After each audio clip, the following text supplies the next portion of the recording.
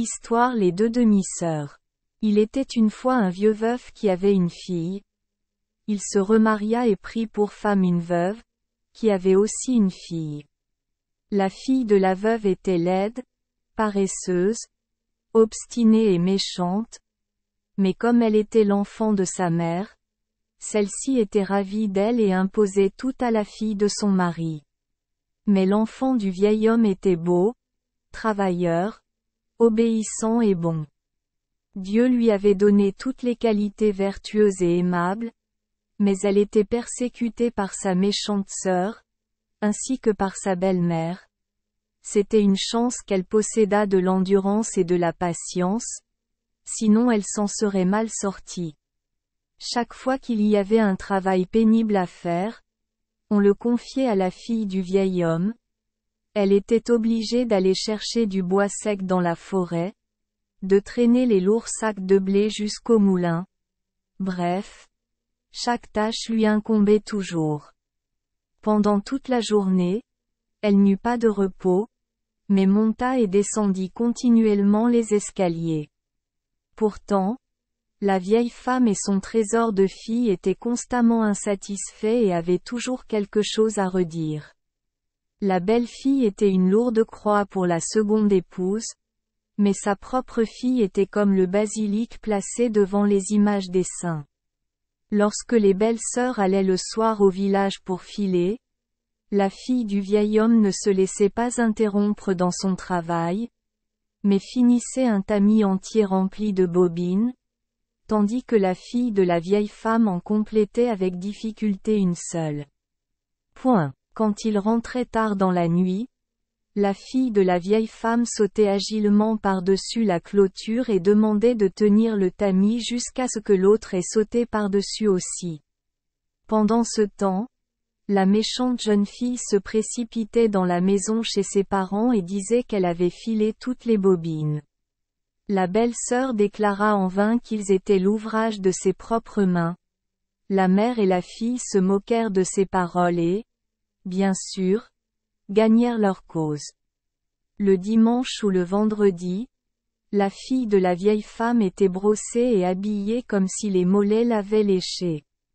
Il n'y avait pas de danse, pas de cueillette de plumes dans le village où la fille de la vieille femme ne se rendait pas, mais la belle-fille se voyait sévèrement refuser tout plaisir de ce genre. Pourtant, lorsque le mari rentrait à la maison, la langue de sa femme coulait comme une roue de moulin. Sa belle-fille était désobéissante, audacieuse, de mauvaise humeur, ceci et cela. Il doit la renvoyer de chez lui, la mettre au service, selon ce qu'il voudra. Il était impossible de la garder à la maison car elle risquait aussi de ruiner sa fille. Le vieil homme était un jacanapes, ou, comme on dit, sous un gouvernement en jupon. Tout ce que disait sa femme était sacré. S'il avait obéi à la voix de son cœur, le pauvre vieillard aurait pu être dit quelque chose, mais maintenant la poule s'était mise à chanter dans la maison, et le coq n'avait aucune importance. Pourtant, s'il avait pensé à s'y opposer, sa femme et sa fille l'auraient bientôt fait sans repentir. Un jour, alors qu'il était inhabituellement en colère contre ce que sa femme lui avait dit, il appela la jeune fille et lui dit : « Ma chère enfant, ta mère dit toujours que tu lui désobéis, que tu as un langage méchant et que tu es méchante. Méchant, de sorte qu'il ne vous est plus possible de rester plus longtemps dans ma maison. Allez donc partout où le Seigneur vous guidera, afin qu'il n'y ait plus ici tant de querelles à cause de vous.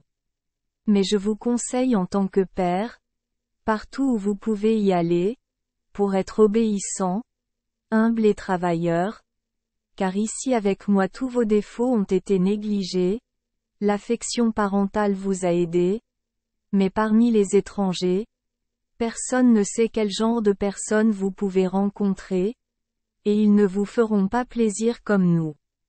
Effet. Quand la pauvre fille vit que sa belle-mère et sa fille voulaient à tout prix la chasser de la maison, Elle baisa la main de son père les larmes aux yeux et partit à travers le monde sans aucun espoir de rentrer un jour chez elle.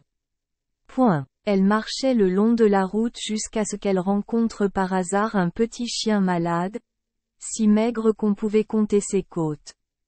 Quand le chien l'a vue, il lui a dit « Toi, belle fille travailleuse, aie pitié de moi et prends soin de moi, je te récompenserai un jour. » La jeune fille eut pitié du pauvre animal et, le prenant dans ses bras, le lava et le nettoya soigneusement. Puis elle l'a laissé et a continué, heureuse d'avoir pu faire une bonne action. Elle n'avait pas marché bien loin lorsqu'elle arriva devant un beau poirier en pleine floraison, mais il était entièrement couvert de chenilles. Lorsque le poirier aperçut la jeune fille, il lui dit « Toi, belle fille industrieuse, prends soin de moi et débarrasse-moi de ces chenilles, je te le rendrai un jour. » La jeune fille, avec sa diligence habituelle, débarrassa le poirier de ses branches sèches et enleva avec le plus grand soin les chenilles, puis elle partit tranquillement chercher un endroit où elle pourrait entrer en service.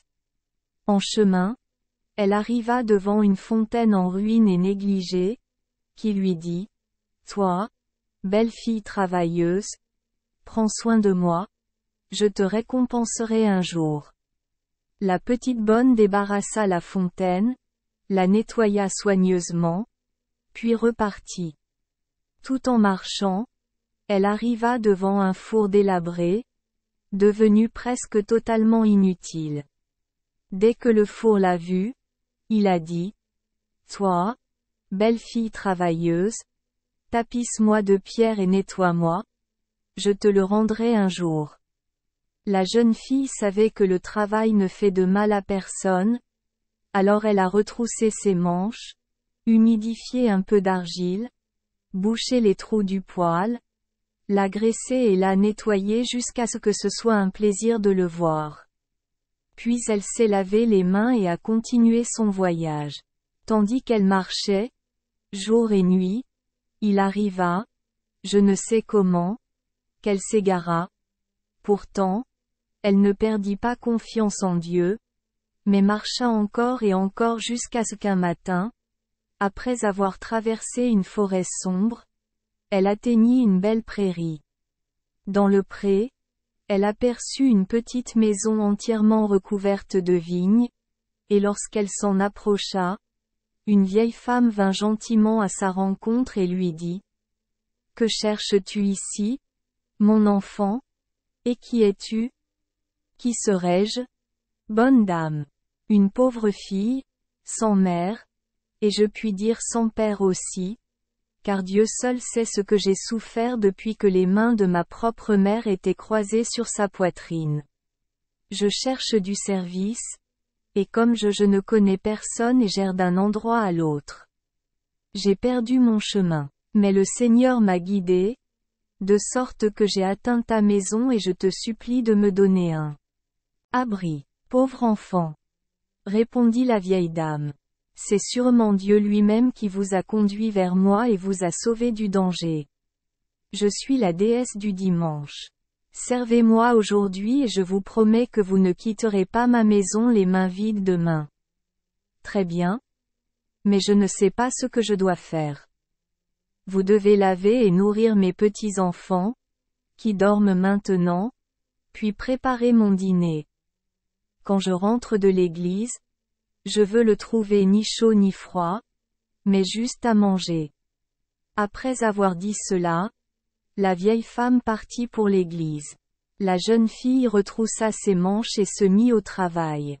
Elle prépara d'abord l'eau du bain, puis sortit et commença à appeler « Les enfants, les enfants, les enfants, venez chez maman et laissez-la vous laver. » Quand elle a levé les yeux, qu'a-t-elle vu?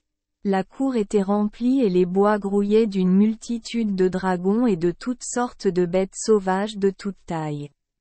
Mais, ferme dans sa foi et sa confiance en Dieu, la jeune fille n'a pas cédé, mais, prenant un animal après l'autre, la laver et nettoyer de la meilleure façon possible.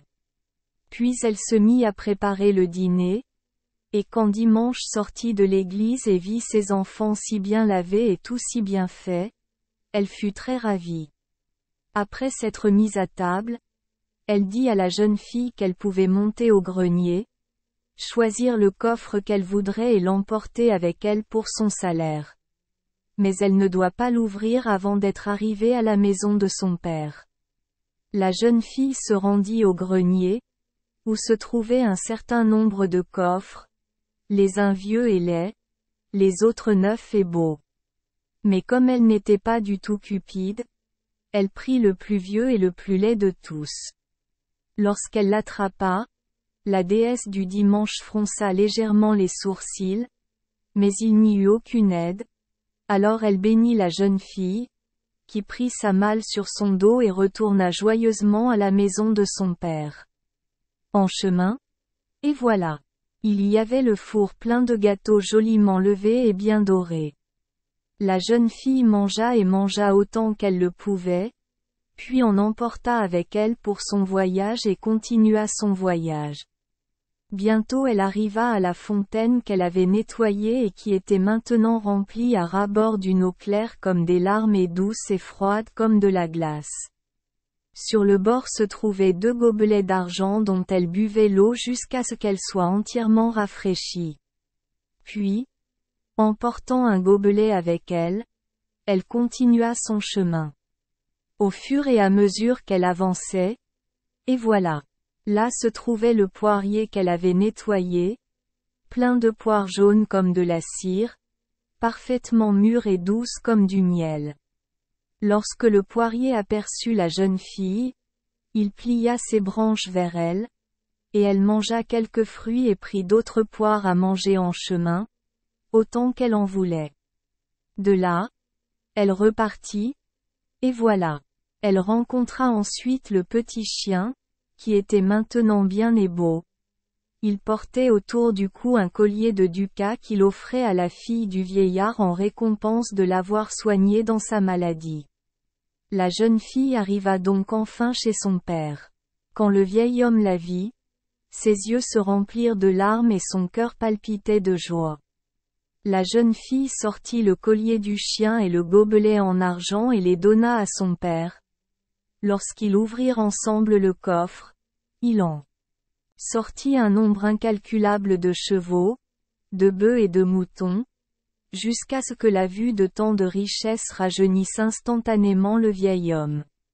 Mais sa femme restait comme hébétée et ne savait que faire dans sa rage. Mais sa fille reprit courage et dit: « N'importe, maman, le monde n'est pas encore vidé. J'irai vous chercher des trésors encore plus grands. » Après avoir dit cela, elle partit immédiatement avec colère. Elle a marché et marché sur le même chemin que sa belle-sœur avait suivi.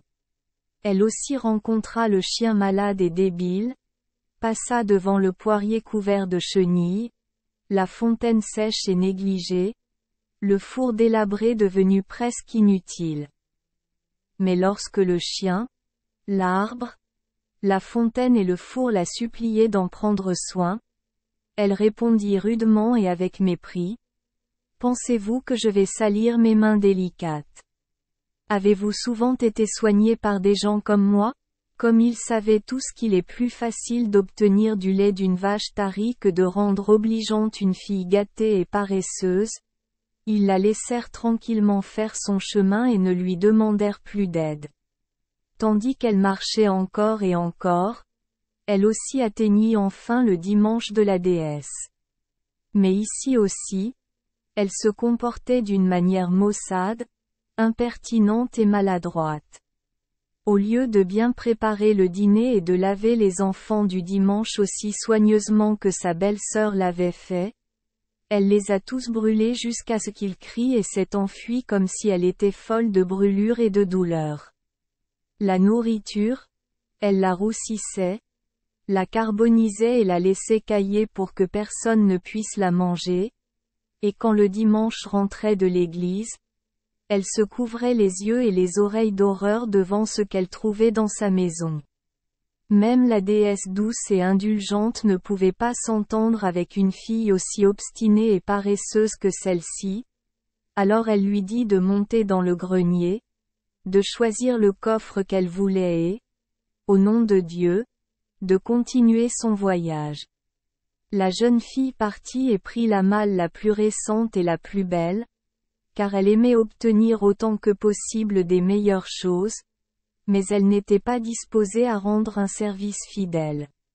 Lorsqu'elle descendit, elle ne se rendit pas au dimanche de la déesse pour recevoir sa bénédiction, mais s'enfuit précipitamment comme si elle quittait une mauvaise maison. Elle faillit s'enfuir, de peur que sa maîtresse ne change d'avis et ne la suive pour récupérer sa malle. Lorsqu'elle atteignit le four, il y avait de bons gâteaux dedans, mais lorsqu'elle s'approcha pour assouvir sa faim, le feu la brûla et elle ne put en prendre aucun.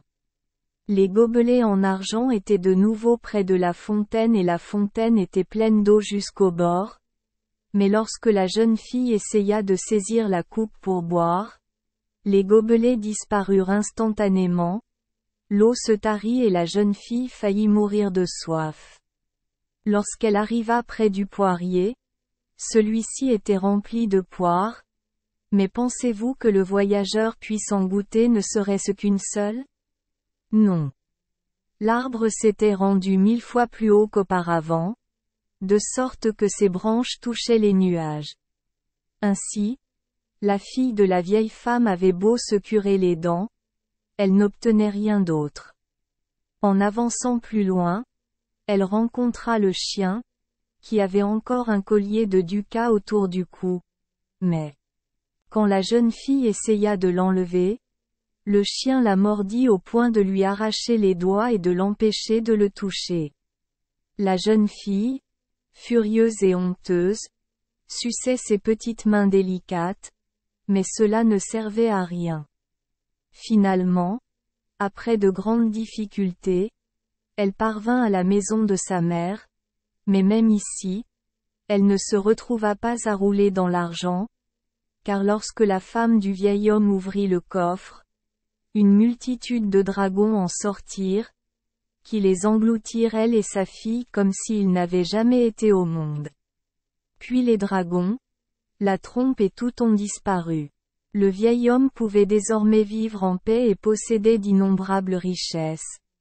Il a épousé sa fille avec un homme digne et capable. Les coqs chantaient désormais sur les poteaux des portes, sur le seuil et partout, mais les poules ne chantaient plus de mauvais augure dans la maison du vieillard, à qui il ne restait plus beaucoup de jours à vivre. Il était chauve et courbé, parce que sa femme s'était trop souvent disputée avec lui et regardait s'il n'avait pas besoin d'une raclée. Merci les enfants des Esperluette Croisillon 39. Avoir écouté des contes de fées au jour Esperluette Croisillon 39. 8. Espérons que les histoires apporteront aux enfants des moments heureux et significatifs. Si vous aimez notre chaîne, veuillez appuyer sur le bouton S Esperluette Croisillon 39. Abonner, pour ne manquer aucune histoire intéressante. Je vous souhaite une bonne nuit de sommeil et de beaux rêves. Rendez-vous dans la prochaine histoire.